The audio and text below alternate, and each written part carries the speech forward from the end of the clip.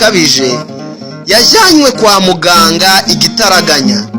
Igihe cyose yari ku gitanda cy'inda irwaye ntibyari byoroshye kumenya icyo yarwaye kugeza ubwo yashyizemo umwuka yitabye Imana. nawe unyumvire, urupfu rwa Sandrine rwaciye ibintu muri Kinyinya.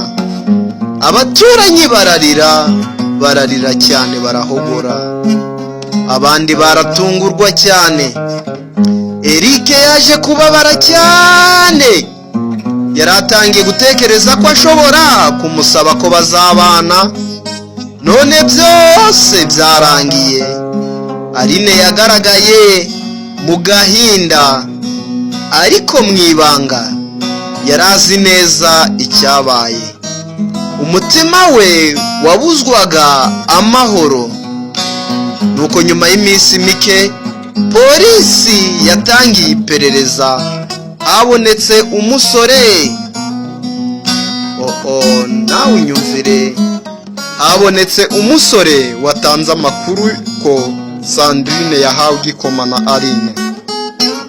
Bamufashe baramubaza, Aline ariyomora avuga ko nta cyaha yakoze, kari impanuka isanzwe.